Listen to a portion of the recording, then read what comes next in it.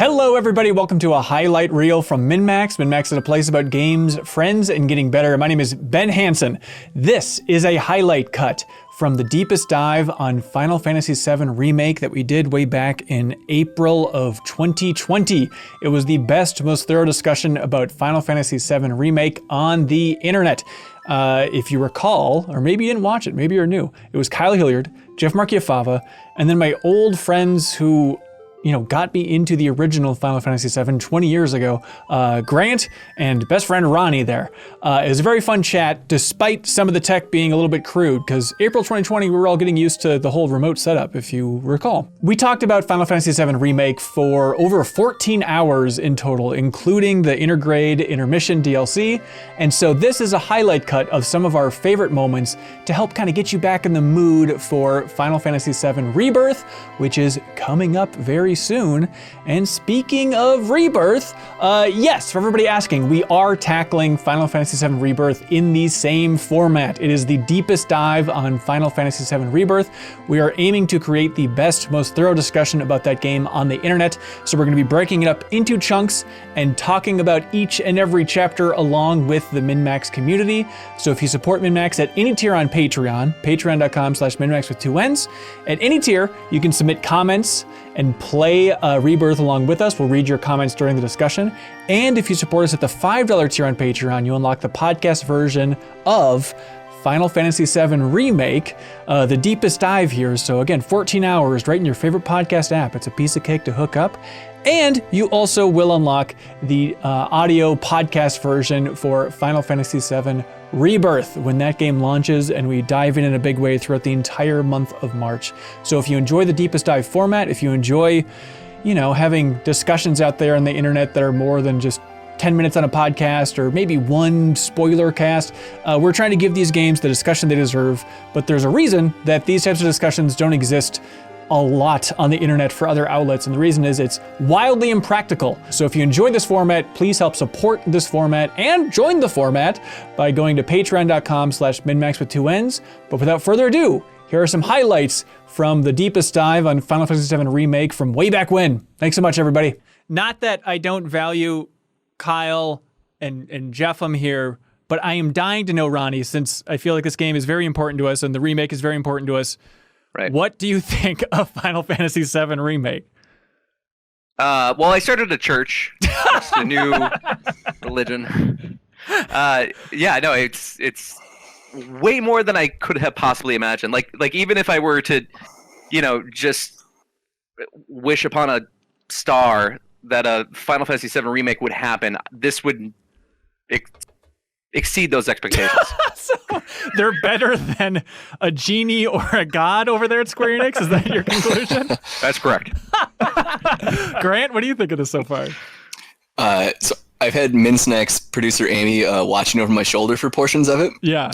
And she seems to think that portions of it are cheesy, and meanwhile, I'm just loving it, honestly. Yeah.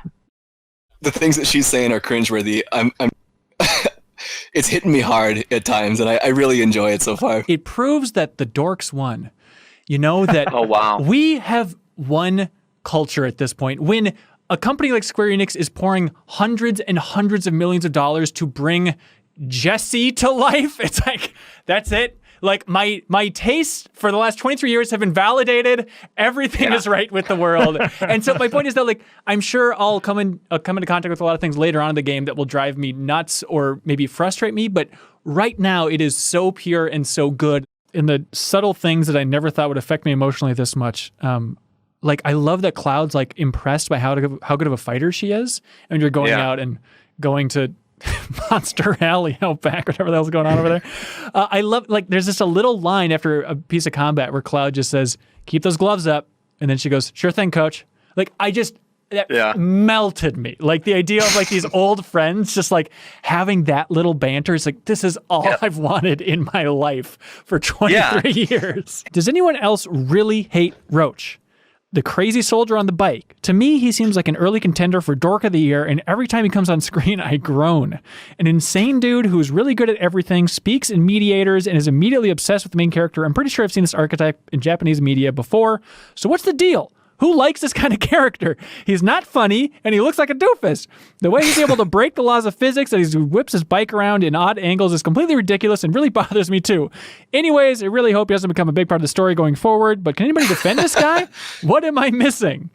When I first saw that guy, I thought this has to be a character from the original because he's so stupid. Don't pin that on us. We're not associated with him. That must be what some designer thought was cool back in the 90s.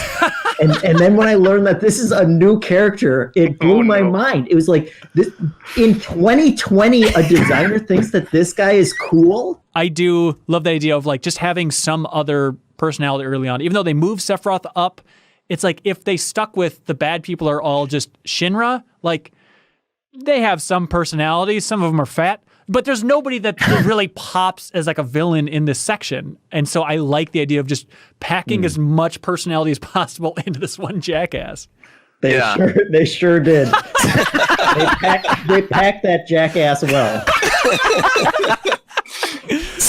There are a lot of villains in this story, and the strange thing is they could have taken any of those villains that do have a lot of character and put them just a little bit earlier in the story and probably had that same sort of experience, but that they made a new character like this that plays more of like this fun little rival to Cloud. I think it's going to be fun. Yeah. And I can't wait to see where it goes. Who in the world could the Angel of the Slums be? We don't know. We'll never know who the Angel of the Slums be. It's a mystery as old as time. Chris Bartlett says... Wait, you're not going to... Hang on. Does anybody have any idea who the Angel of the Slums is? I mean, it's Marielle or whatever that stupid old lady is, right? Sure seems like it. Yeah. The thief, you mean? Yeah. Ronnie, do you have you going to crack the case? I kind of thought it was going to be Aerith. I thought it was too, but even now you think it's going to be Aerith? I don't know. It's just like Angel of the Slums. Like, okay, well, it's probably Aerith. No, I'm sorry. Dennis is joking because it's so fucking obvious who the Angel of the Slums is. You, Dennis. Got old Scooby and the gang on the case here. Maybe they found a spot in the slums that wasn't special, but because Aerith likes flowers, has a special thing with flowers, like she was able to cultivate that area more so that it looks incredible. I mean, other people are living in a lean-to shack made out of rusted metal. And sucking on the rusted metal for lunch. Yeah. Ooh, sweet, sweet rusty sustenance here. Bo Bakken is with that point. Hang on, Ronnie's either very serious or he froze. Are our jokes not working on you? God, he's so stern. He's back. Oh my God, this is incredible. I'm back. When they're talking about populations of Midgar overall, then I started thinking about like, wait, these are just cities that are at war. Is that what's going on here? Like Wutai has like 17 people in it versus Midgar's has gazillions. To my knowledge, the only two government bodies in the entire world. Mediel. Oh, Mediel. Strong monarchy, I believe. What was that, Ronnie? Gongaga. Oh, yeah. Welcome to this point of the deepest dive where Ronnie whispers town names for Final Fantasy VII into the mic. Nibelheim. All right, Can everybody. You do it sexier? Please. Nibelheim. Jonathan Fenn writes in, says, I have to know Jeffem's reaction to watching the most devastating moment of the game being punctuated by an anthropomorphic cat breaking down in tears. Okay, here is the note that I typed out right after watching that. Finale of plate falling, very impressive. Who the fucking cat? I wrote something similar, Jeffem. I wrote, the is that sad cat thing? That's what I wrote. Sad kitty. That was a strange choice of when to casually bring in this anthropomorphic cat, just like falling to his knees, like no. I agree with it. Take me, Lord. Talk about emotional beats, but Caleb Murray says, I didn't see the junk dealer in Sector 5 or the playground area, so it doesn't look like he made it out. Wait, who? The junk dealer in the first section? The shop guy That that looks like me? Hanson. You mean the deformed guy? Yeah, he had an apron stuck to his chest. Pasty white and I was glued on hair. It looks like I don't know. glued on. Would kill for a shower. Do you guys think that that shower she keeps talking about at the end of combat, do you think that's the star shower? We got any more Can you comments? cut? Do we need to cut? cut? Do we need to let you think about it for a while? The fact that I've heard her say, I could use a shower 400 times at this point. It's like, He really wants a shower. what if you just took that as canon? Like, if every line a character says in the game, which is the way it should be, is canon, Yeah. is she insane? Is she an insane person? Well, she hasn't gotten to take a shower this entire Okay, time. well then you can mention that twice. But the idea that she's like bringing you say, like to the point where like Cloud's just like, no, we know. Like, he's like, we get it, and then like it's like 9 hours later, and she's still doing it, and nobody's saying anything about it anymore. yeah. So Cloud's like trying to fight a little bit closer to Barrett, just like working his way over to him, and be like, Barrett, what is this? Why does she keep talking about this? I don't think she's. Come on, use the shower, guys. Do you guys think she? Did you tell her she smells? I do. I did like talking to Chocobo Sam after the plate fell, and he's like, "That plate scared my birds. My beautiful birds Can you are give my panicking. birds back? They won't eat my gifts greens. They won't haul me around." That's a terrible Sam Elliott. Can't sleep without my birds. I sleep on my birds and in my birds. You thought they smell bad on the outside. Dennis M says, can we get an update on who... This is dumb. Oh, my beautiful bird. Where are my birds? Take me to my birds, Cloud. Patreon numbers plummeting right now. I've been having a tough time with money. I don't know what I'm doing differently from everybody else.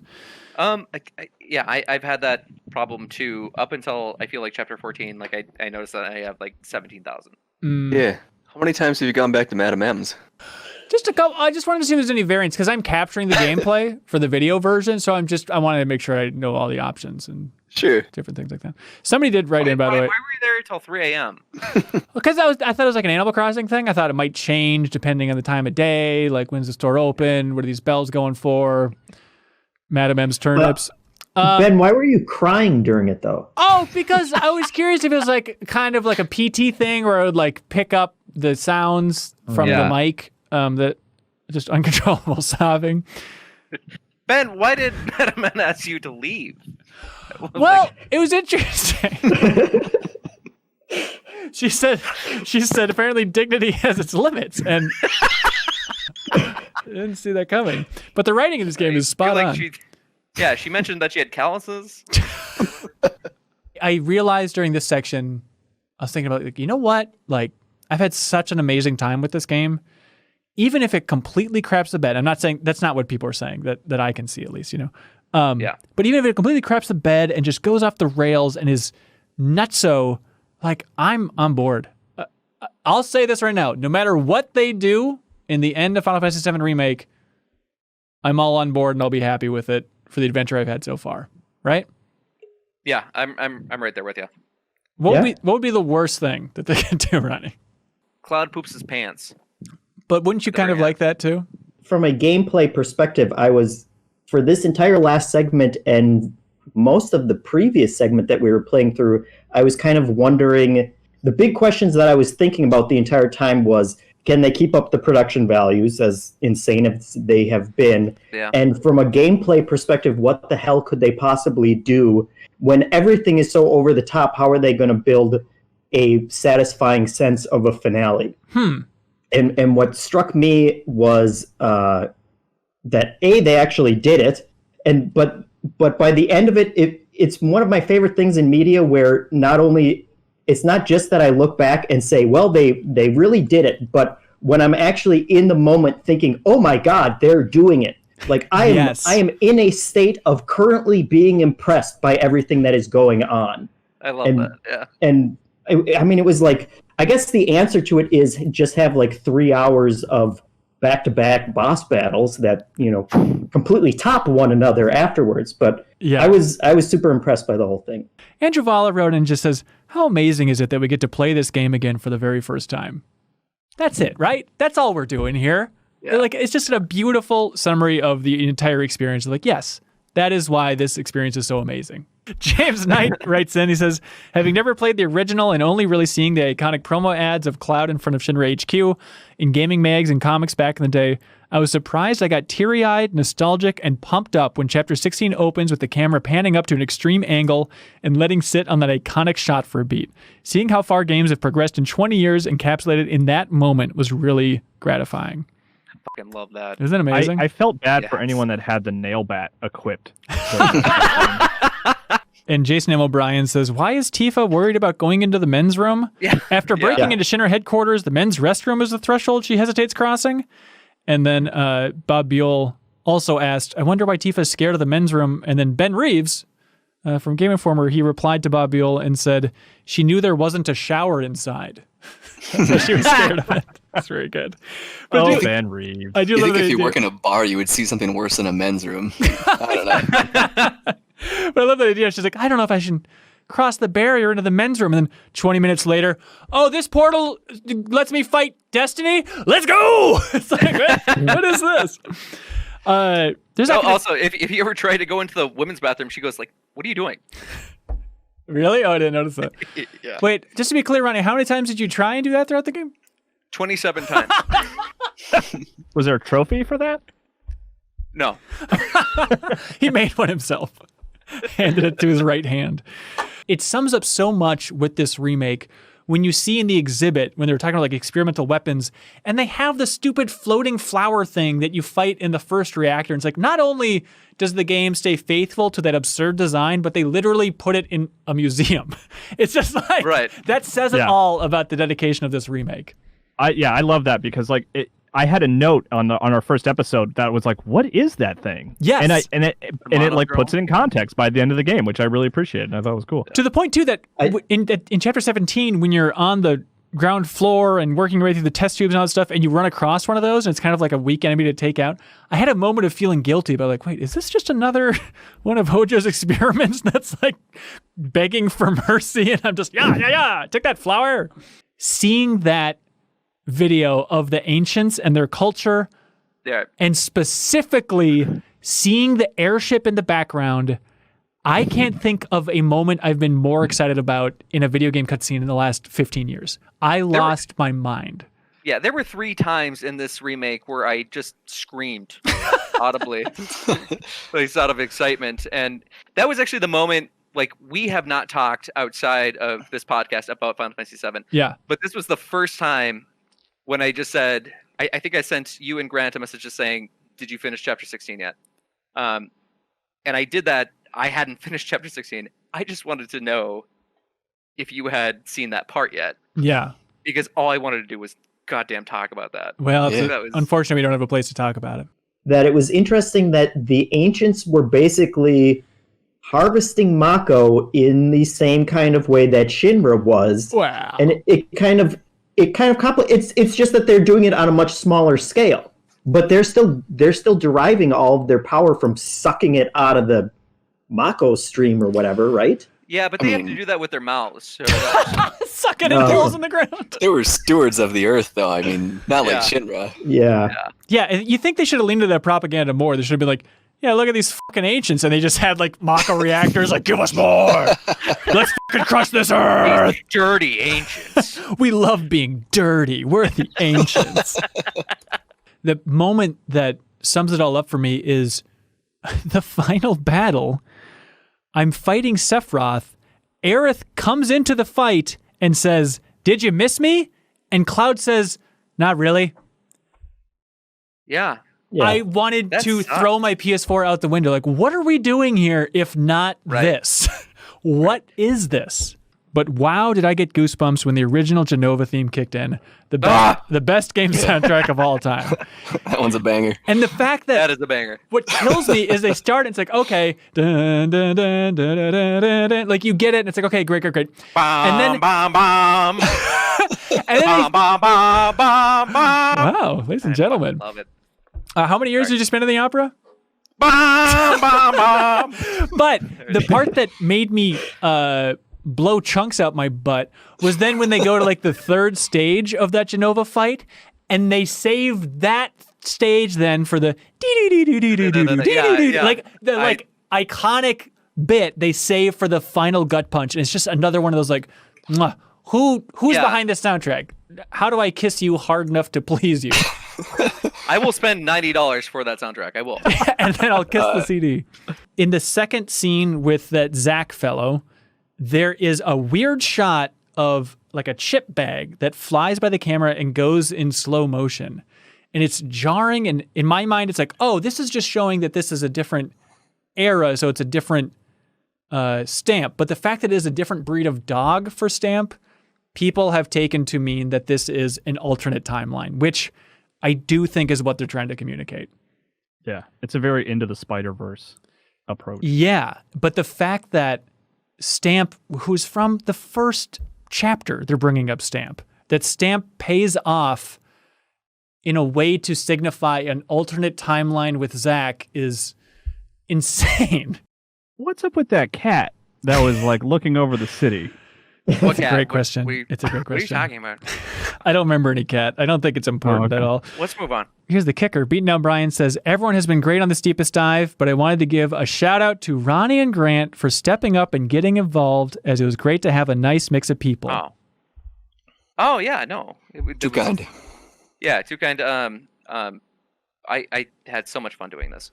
Once every 7 days, I have this moment of just like, this is incredible that I'm on a podcast for my favorite game of all time that's been remade on $1 billion goddamn dollar budget with my friends. Like, Yeah.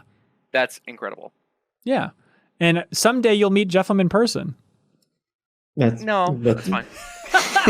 So if you missed it last time around, don't miss the deepest dive on Final Fantasy VII Rebirth. If you support MinnMax on Patreon, you can unlock the podcast version of the full discussions, and even at that $2 tier, you can submit comments that we will read on air. So let's celebrate Final Fantasy VII Rebirth together. It's coming up soon, everybody. Thanks so much for supporting the deepest dive format. We know it's a weird one, but we love it. Did you know that you can more than double the amount of podcasts from MinnMax every single week by supporting us at the $5 tier on Patreon? You don't have to listen through the browser or anything dumb like that. You'll get access to a private RSS feed if you support us on Patreon. You put it in your favorite podcast app, and then bam, you can listen to our weekly bonus podcast Party Chat, the podcast versions of the deepest dives, MinnMax interviews, Max spoilers, and you get the MinnMax Show podcast a day earlier than everybody else. So please help support independent games media. Head over to patreon.com/MinnMax with 2 N's.